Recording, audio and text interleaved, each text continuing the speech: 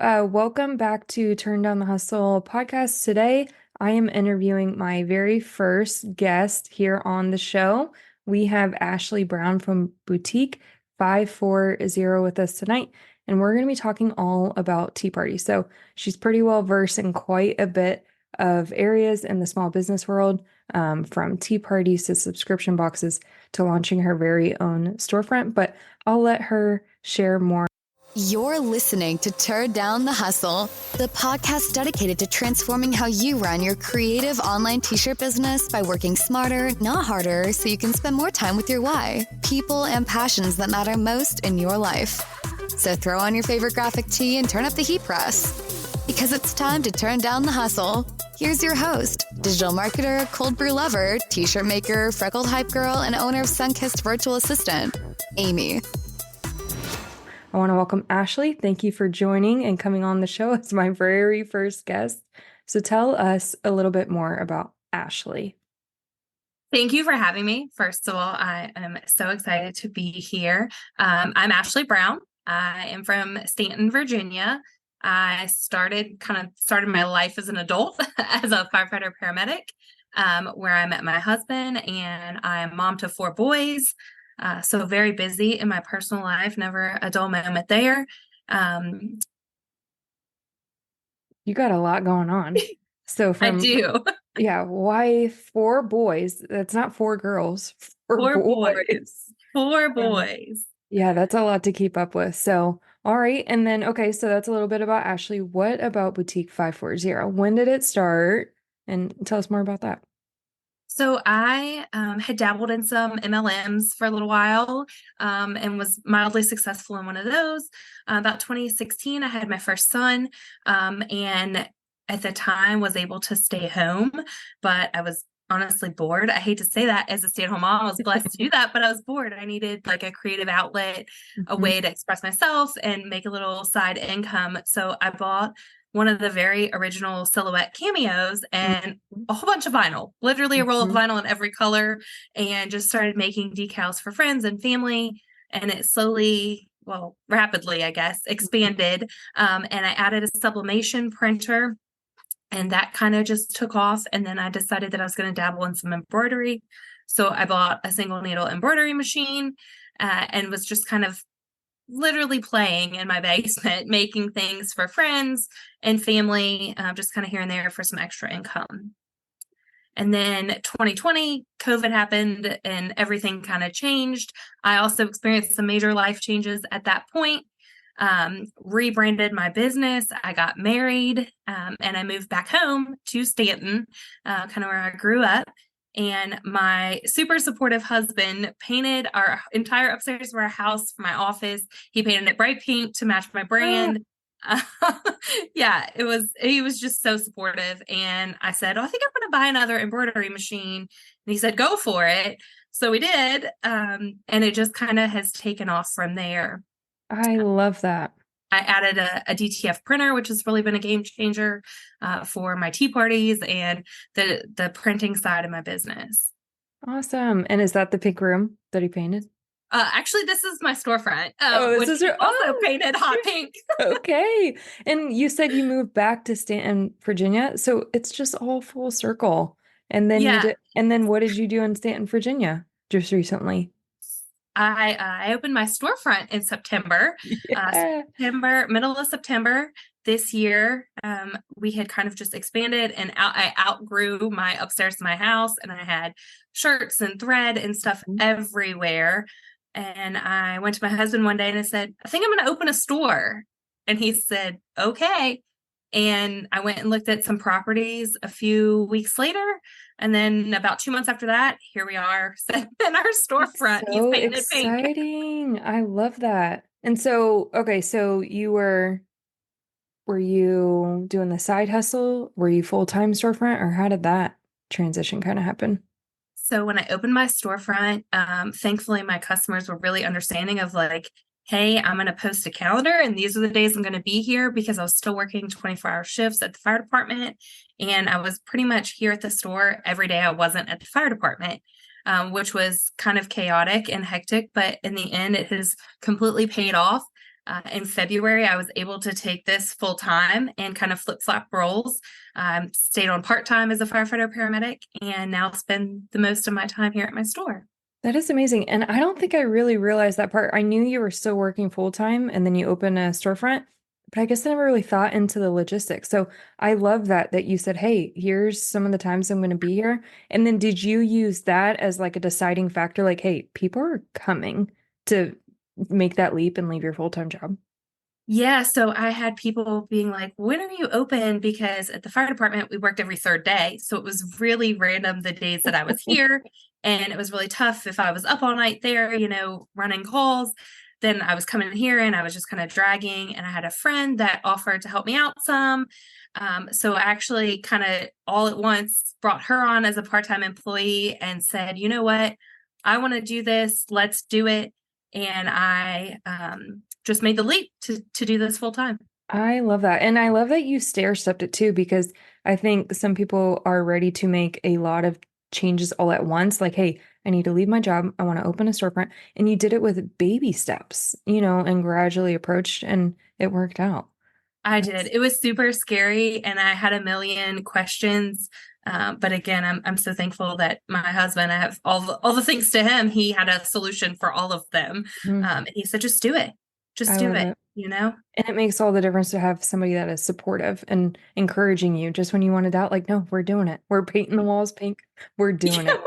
I And love I that. had, friends and family that helped me move everything in. And it's been a crazy journey, but it's definitely been worth it. I am jealous all of those that get to visit. So I have been a customer of yours on the receiving end, and I loved my product with you, which was your subscription box. So when did you start your subscription box? I know we're talking about tea parties today, but you just have so many fascinating things about your business. I got to do it justice to give a little bit of light to those subscription boxes. So tell us more about that. Sure. So I kind of started dabbling in subscription boxes in 2020 and just kind of didn't really know much and just said, "Hey, I'm going to offer these monogram boxes each month." And I had 5 to 10 people kind of each month at first that were like, "Yeah, sure, we'll do it." And they started, and we just put together a box of 3 to 5 items each month. One of them is personalized.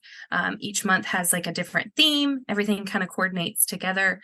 Since then, it's grown. I'm up to about 50 subscribers now. And we've added a few other subscriptions kind of branched off of that. We have a kids club and a sticker club and a t-shirt club and all kinds of fun things. You are living the creative dream. Like people listening are like, oh my gosh, a storefront, I would kill for that. Oh my gosh, not going to a 9 to 5, I would kill for that. But a lot in subscription box, more than like two people. Like, like you have found what is working. You have found the right audience. You have found what they want, what they like versus, I'm sure you've tried things and it just didn't work out, which we might be talking about a little bit later on tea parties and pivoting just a bit. But you found what worked and you continue to do that well. And I just admire you and I admire your customer base and how you engage with them. Like they love you, they love your products. And so I guess with that, we'll just transition on into tea parties, what we came here for. Okay. But yeah. So for tea parties, so tell us more about when you got, well, actually, let me back up some. So for the listeners, what are tea parties? So if you are listening and you don't know what a tea party is, it's an online party. It's where you either can have a host or not have a host. You invite them. The party's all about them, which would be for a hosted party. You play games. You have fun themed engagement. They can pick out their engagement for their party that they want to have. There's a lot of engagement questions. They're inviting their friends. I'm going to be curious to hear when you got started with tea parties. I got started with tea parties in the height of COVID. So it was kind of like a fun way to get people in a virtual gathering, and then they're shopping products. And what's unique is that coming to a handmade product party, so a tea party, is that whenever the more you shop, you're actually supporting me in that I'm creating the products for you. It's not like I'm, not doing that. So it's pretty exciting to have someone support you in that manner. And then the host won some awards. So if you want to learn more about tea parties, that explanation did not do it justice. Go to episode 9. You can go to www.sunkiss.com/9 and you can listen to the Tea Party 101 episode. So with that, now that we've laid the foundation for tea parties, Ashley, when did you get started with tea parties? So I found you with Sunkissed VA in April of 2022. I bought my very first tea party planner, which I didn't really remember off the top of my head what it was. I went back and looked. It was the Summer Beach Tea Party, which I still actively use with hostesses. They still love it. And with that, I also found Brittany and ended up purchasing her Lifetime Drive, which I absolutely can't say enough amazing things about. The two of you together have really, truly changed my business. The way I do tea parties, I use the graphics and the product drop organizer and everything pretty much in my everyday business. But as far as tea parties, I bought that content calendar or that tea party planner in April of 2022, which is crazy to think that was almost 2 years ago. And I've probably hosted, I was trying to count, probably well over 100 tea parties since then. Some of them have been wildly successful and some of them have been crickets and everywhere in between. And that's kind of just the nature of tea parties. Like, you never know what you're going to get. Like, it could not go well to start and then you're discouraged and it's like, no, just try again. Or you get that wildly successful one up front and then you get that first dud and you're like ready to quit, So it's a balance. But wow, over 100.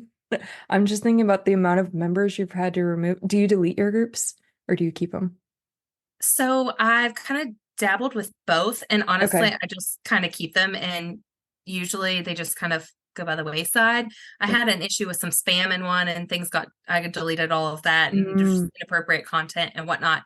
So I feel like I've literally experienced all the highs and lows and the crazy things that could happen with them. But overall, I usually just leave them put. Okay, I was thinking if you were deleting them, I'm just thinking about all the members you had to delete, all the members you had to cancel the invites and then delete the group. Like, that's a lot of work if you've done 100. That's crazy. Yeah, I typically just leave them and I don't know what happens in Facebook land with them, but they just, I guess, stay there. Yeah. So with those tea parties that you've done, how have you seen those help you? Like, what success have you had with tea parties and how has that shaped or morphed the business that you have today?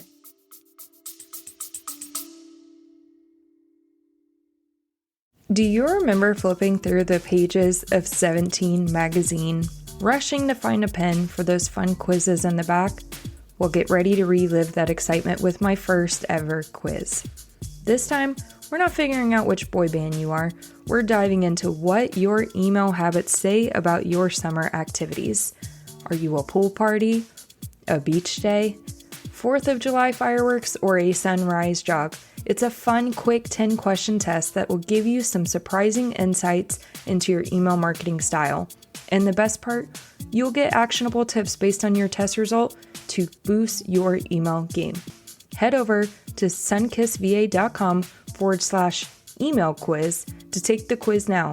And don't forget, once you get your results, share them on social media and tag me. I can't wait to see which summer activity you get and to walk you through your next steps. Ready, set, quiz. Visit sunkissva.com/email quiz and let's have some fun this summer.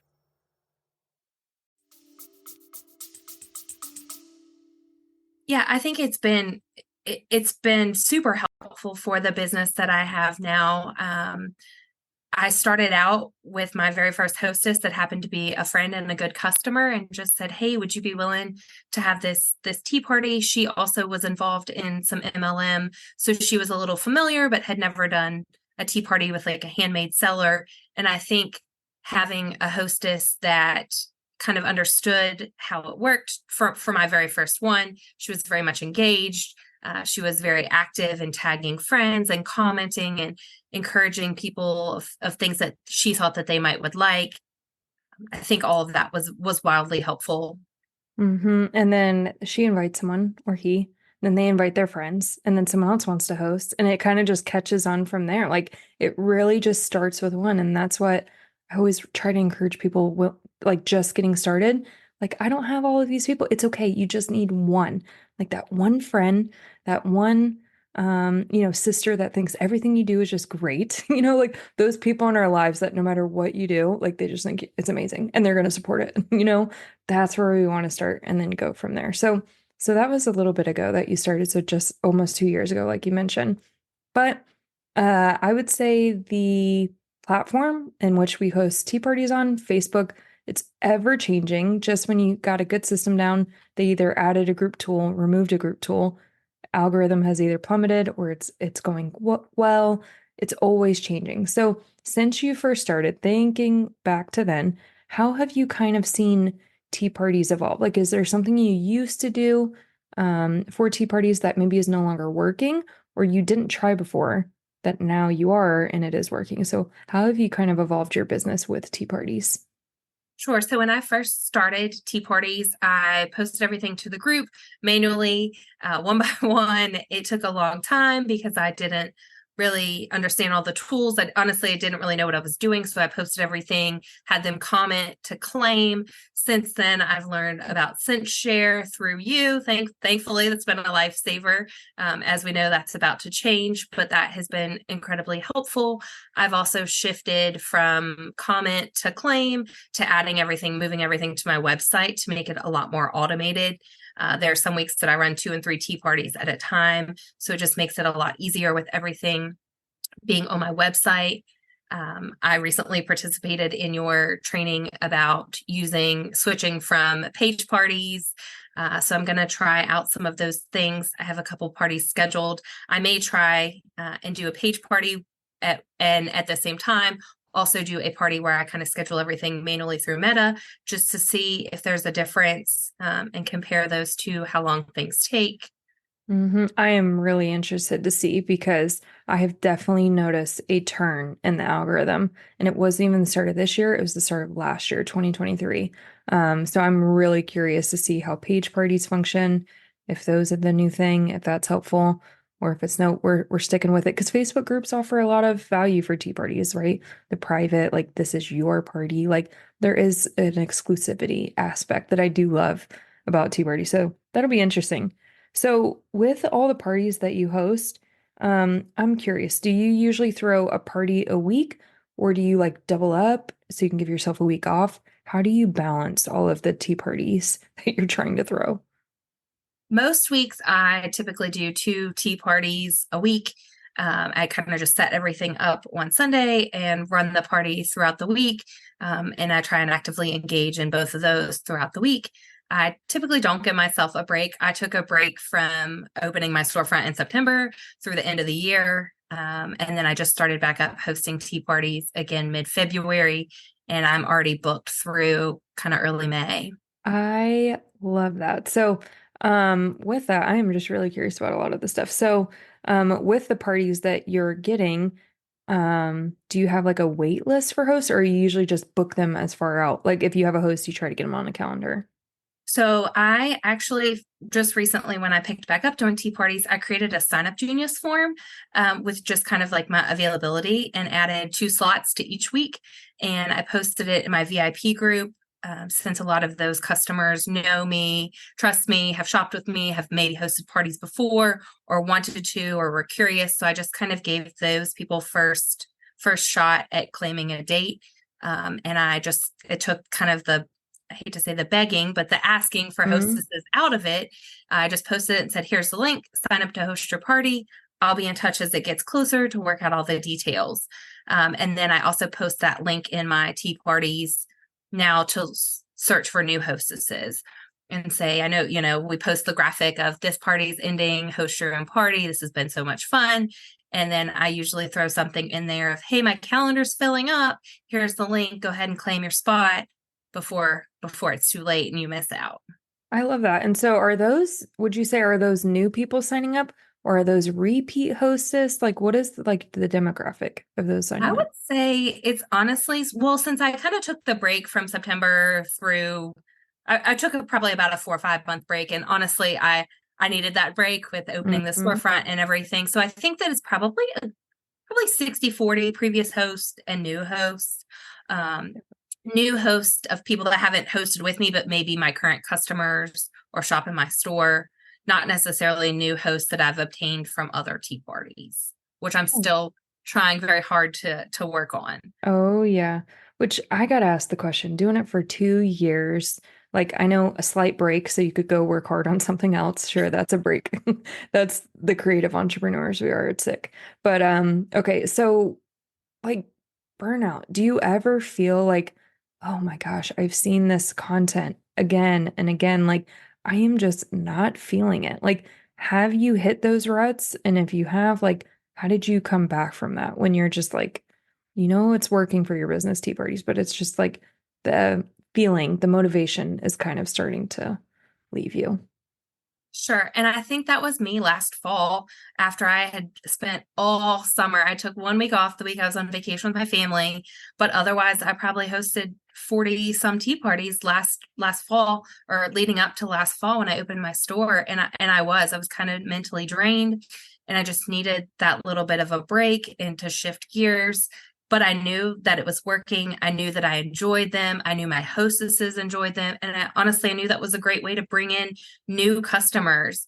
I now have customers from all over the country because they've found me through tea parties. Mhm. Some of my best customers in my store that I never knew before found me through a tea party. So at the end of the day, I took that little mental break and said, this is what's working. This is Mhm. what my customers want. They love supporting me, a real person, somebody that they can follow and see they follow, my socials, or they stop in my store, or they see my kids on my Facebook lives or whatever. And I feel like building that know, like, trust factor, they're going to come back and support me. I agree 100%. And that word of mouth is so powerful. Like, it's different from like posting, like maybe seeing a stranger post a shirt or something, like, okay, that's cool, or seeing in your newsfeed. But when like somebody is recommending somebody, it's like, of course I trust their opinion. They wouldn't lead me astray. And that is what is so powerful. And I think it's working really well for your business. Like you said, storefront and online. That's amazing. I love that. And I wish that for everyone. Like your story, I wish I could just copy and paste it for everyone. But it comes with It's work. been a It long didn't just time. happen, Yeah. It has. Yeah, I mean, you've been at it for quite a while. Yeah, I was thinking about that the other day. I started this in my basement in 2016. So it's been 8 years. So while, from the outside looking in, I have all these things, a successful storefront and website and subscription box, but I've been working really hard at it Mhm. and building my audience and, niching down to my ideal customer for the last 8 years. I love it. And I think even at the beginning, before you saw a lot of this growth, because what you mentioned, maybe around 2020 or so, that's when you pivoted. Was that just now 4 years ago? Which I mean, wow, already 4 years ago. But what were you doing in those years before you were starting to perfect your craft? So you got the cameo, you got sublimation. We all know the hours that go into a sublimation printer. It's Sure. grueling, grueling. But like you were starting to figure out what works for you, honing in on your craft. And I think because you found your processes, you found your skill, like what your heat press, the sweet spot, all of that good stuff. Now you get to focus on growing your business.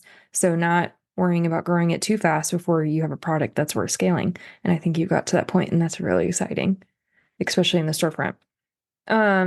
Okay, so yeah, so evolving with tea parties. What about do you have any advice for those looking to start tea parties, or any advice you wish you would have known before you got started with tea parties? I think you kind of hit on it earlier when you said just start. That is Yeah. the biggest piece of advice I could give to someone. I didn't know anything about tea parties. I didn't really know anything about what I was doing. I ordered screen prints from multiple different vendors and have since refined that process Yep, and we've all been there. saved on shipping and all the things. But just start.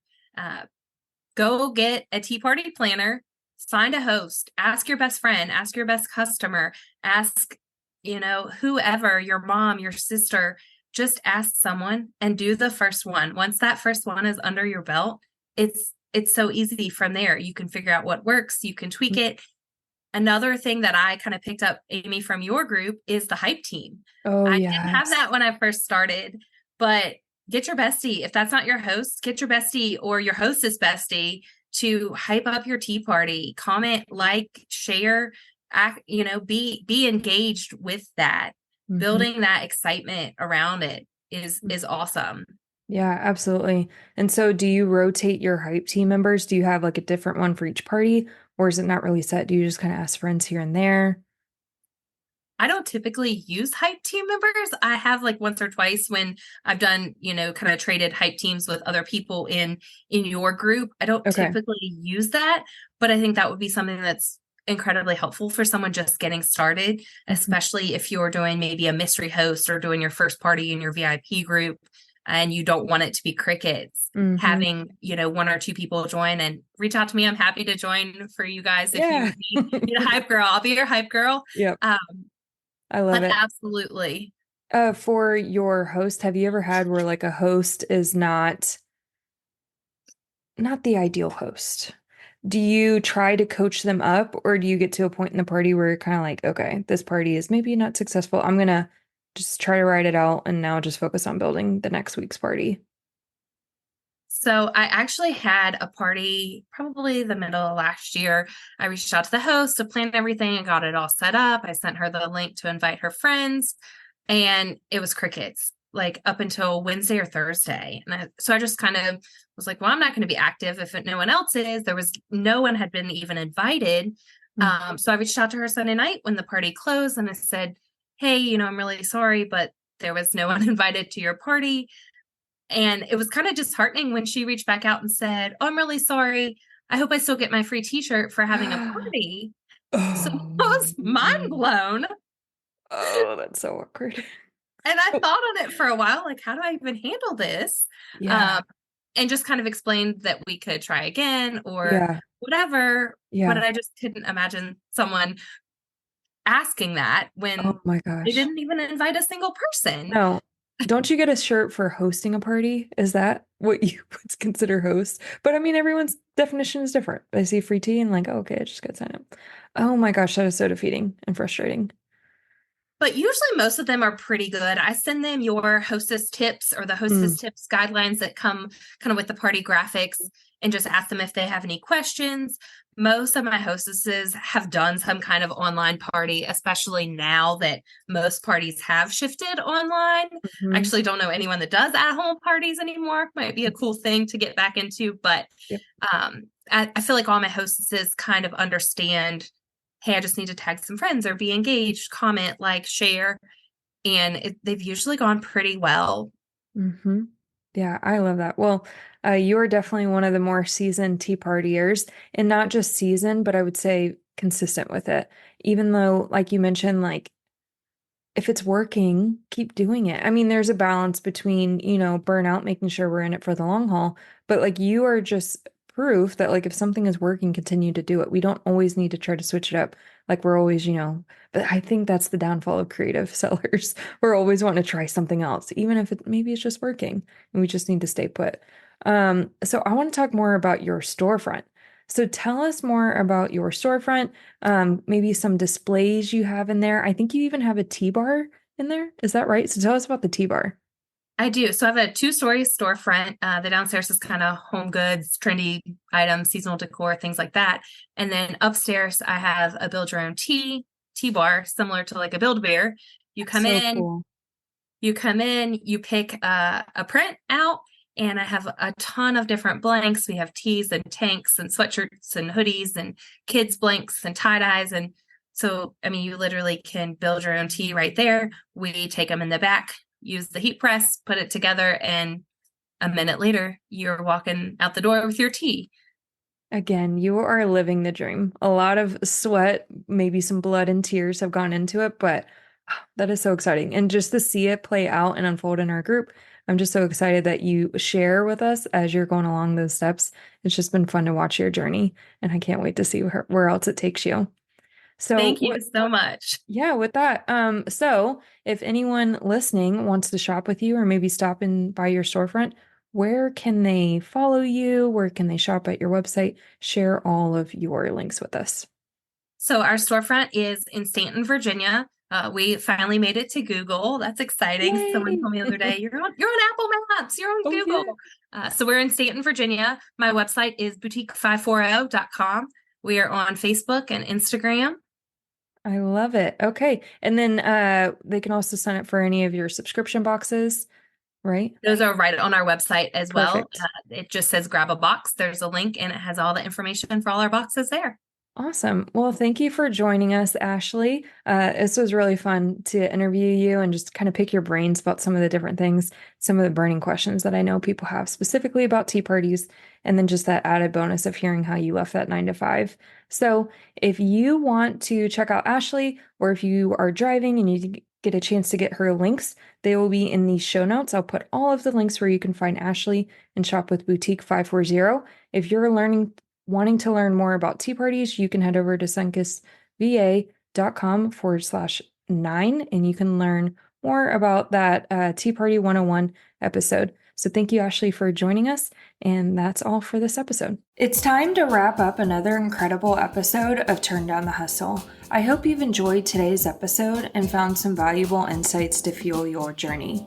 Don't forget to visit sunkissva.com/podcast to access the show notes for this episode. You'll find all the links mentioned in today's discussion, along with actionable tips and resources to help you implement what we've discussed. Lastly, make sure to hit that follow button so you never miss another episode. I'll be here cheering you on and sharing more inspiration and strategies to help you turn down the hustle and work smarter, not harder. I'm so honored to be a part of your journey. Until next time.